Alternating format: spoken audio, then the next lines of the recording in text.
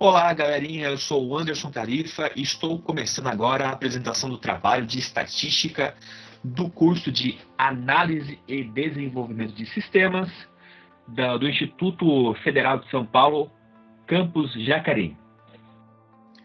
E o trabalho de hoje é sobre estatística descritiva com a professora Aline de Lucas. Então, o trabalho consistia no levantamento e análise de dados, e essa coleta foi realizada através da pesquisa dos dados realizados por aquele exame chamado SWAB para confirmação do diagnóstico do Covid, na unidade de pronto atendimento do Putim, na cidade de São José dos Campos, e foi realizado o levantamento do período do dia 1º de janeiro até o dia 15 de maio. E só um adendo, todos os dados dessa pesquisa eles estão protegidos pelo sigilo e nenhuma identificação dos pacientes ele será revelada, apenas será realizada uma análise estatística desses dados.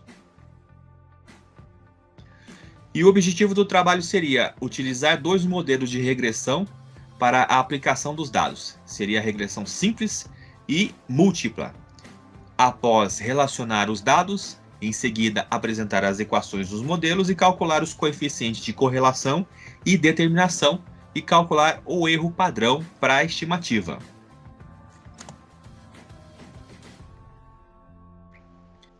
Então aqui estão os levantamentos que foram realizados.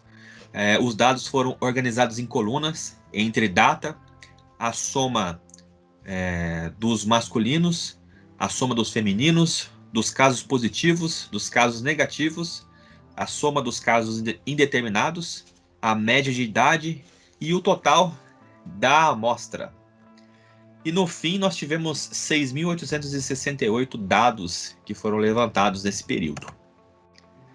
Primeiramente, regressão linear simples. Então, nós temos a fórmula do valor f em função ao valor de x, que pode determinar as características de uma correlação. Então, na fórmula é encontrada um polinômio no grau 1, com uma constante que complementa o valor fixo. A fórmula ela é constituída por y igual a mx mais b, no qual o y e o x eles são variáveis que são relacionadas, e o m é o coeficiente angular que pode ser positivo ou negativo, que seria a tangente do ângulo, e o b é o termo independente da variável, ou seja, o intercepto, e os pontos eles se ajustam a uma reta. Então essa função ela é representada por uma reta chamada reta de regressão, e essa reta explica o modelo de sua relação, demonstrando que o valor de y observado nem sempre é igual ao valor de y estimado. Então assim a gente pode julgar se esse modelo ele é constituído um bom modelo ou ele não é um bom modelo para ser utilizado. E nas tabelas associadas acima a gente tem uma análise dos dados de gráfico de dispersão que a gente pode observar na distribuição desses dados. E nós temos também a regressão linear múltipla.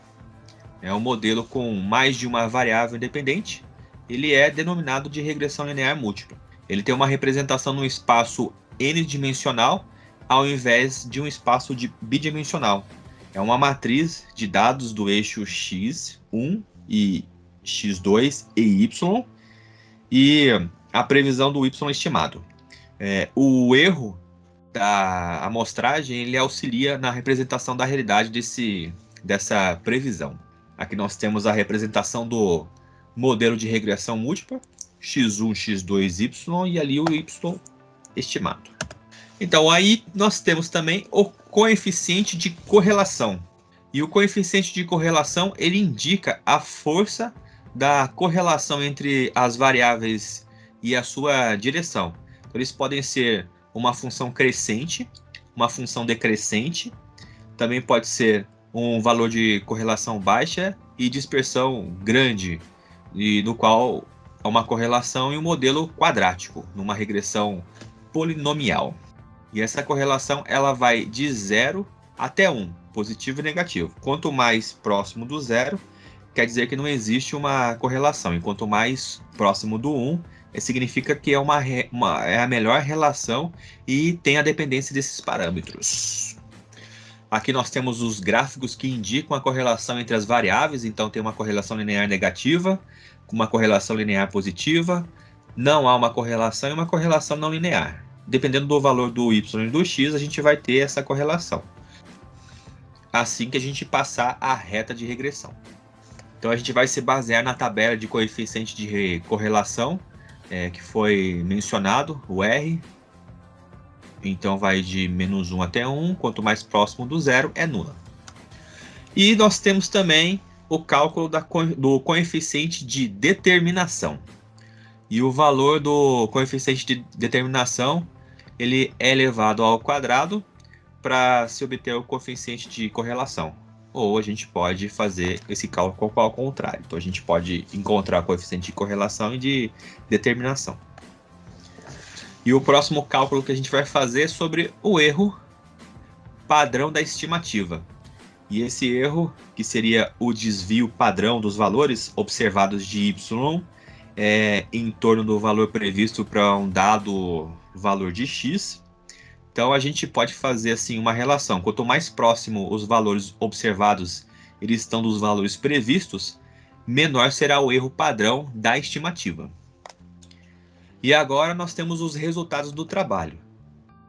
Através do levantamento de dados, nós temos a primeira tabela, que é uma correlação entre a data da coleta com o total de casos da coleta. Então nós podemos ver aqui a tabela de data e total de amostra e podemos observar o gráfico da dispersão. Então nós podemos observar que quanto maior o valor de x, maior o valor de y. Então vai passando o tempo, as amostras eles vão aumentando. Isso dá uma correlação positiva. E o próximo gráfico é a tabela de análise dos gráficos de dispersão referentes à soma dos casos masculinos que foram coletados juntamente com a soma dos positivos. Então a gente faz essa correlação. Tanto é que não aparenta ter uma correlação. Análise estatística de regressão. E nós temos aqui o resumo dos valores, né? E nessa tabela nós tivemos como coeficiente de determinação 0,007. Nesse caso, 0,7% da variação em y pode ser explicado pelo modelo, que relaciona o x com o y. E o restante, 93%, não são explicados e são variações de outros fatores, como erro amostral ou variáveis não consideradas. Essa fórmula é uma fórmula assim, que não é adequada. Tanto é que o coeficiente de correlação ele é 0,0049. Isso é uma correlação íntima positiva, mas é bem pequena, né? Quanto mais próximo do zero, pior é para a gente a utilização dessa fórmula. No erro padrão, nós temos mais ou menos 91,67 de erro, é um erro bem alto, então essa tabela ela pode ser descartada. Na próxima tabela que nós temos aqui a análise de gráfico da relação do sexo feminino com o resultado negativo, e a gente vê aqui uma melhora dos resultados, né? Quanto maior o número de casos femininos, também aparentemente é maior o número de casos negativo. Como resultados, nós temos aqui o R quadrado, o erro padrão. Então o resultado de coeficiente de determinação ele ficou em 0,85, ou seja, nesse caso 85% da variação y pode ser explicado pelo modelo, e o restante 15% ele não pode ser explicado, levando em conta que são fatores de erro amostral, variação não considerados. Então assim, é uma determinação bem alta, né? Tanto é que o resultado do coeficiente de correlação é 0,72, está próximo de 1, mas o modelo ainda é um modelo positivo, mas é moderado. Então, aparentemente, é um modelo melhor que o anterior, só que também não seria interessante fazer a utilização dele, né? E no erro padrão nós temos aí bem alto, 115,5 de erro na estimativa de erro, né? Na próxima tabela nós temos uma relação média da idade e o total amostral. E é interessante que nós vemos aqui que quanto maior a idade, menor são as amostras totais que foram coletadas. Nós tivemos a média de idade. E isso a gente pode observar aqui no resultado, no resumo dos resultados, né, dos coeficientes. E como resultado de coeficiente de determinação, nós temos 0,34, ou seja, 34% da variação de y ele pode ser explicado. Só que o restante de 66% não são explicados, né? Ainda é um pouco baixo também. O modelo de coeficiente de correlação ele fica em torno de 11,5% dos dados e tem uma correlação fraca negativa nesse caso, porque ela é decrescente, né? E como erro padrão nós temos o valor de 251, né? Um erro bem alto. E agora nós temos um gráfico de regressão linear múltipla. Nós fizemos uma correlação da soma dos positivos com a média de idade, soma feminino e soma masculino da data. E a gente viu aqui que como a soma dos femininos ele deu uma correlação positiva, em relação à média de idade foi bem linear, e também o do som positivo. E aqui no resumo dos resultados estatísticos, nós podemos observar que nós tivemos a correlação da interseção, né? As variáveis x1, x2, x3, que acabou de falar com os positivos. E no resultado de coeficiente de determinação, nós tivemos 66% da variação de y. Ele pode ser explicado pelo modelo de x e y. O restante 44%, eles não são explicados. A gente viu também que essa variação é devido a outros fatores, como o erro amostral ou variáveis que não foram consideradas. E como o resultado de coeficiente de correlação, nós temos 0,43, ou seja, 43% dos dados. É uma correlação fraca, positiva, então não é também a fórmula interessante para ser utilizada para fazer esse levantamento.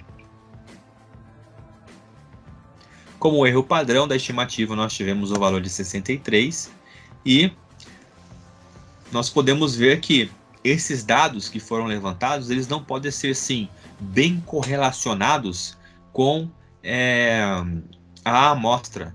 Nós teríamos que fazer um levantamento de outros tipos de dado para ver uma relação dos casos positivos, não só o fato de ser do sexo masculino, do sexo feminino, da média de idade e do tempo. Deveriam estar fazendo outros tipos de levantamento para a gente ter uma fórmula mais aceitável, com um erro padrão menor e com os coeficientes mais justos, né, mais próximos para a gente estar utilizando essas fórmulas. E por enquanto é só. Esse é o trabalho que foi apresentado hoje. Eu agradeço, eu sou o Anderson Tarifa, do trabalho de estatística descritiva. Professora, nós temos a professora Aline dessa matéria. Muito obrigado e mais uma vez também agradeço ao enfermeiro Guilherme, que ele proporcionou a autorização do levantamento desses dados, no qual a gente conseguiu fazer esse trabalho. Mais uma vez, obrigado e até a próxima.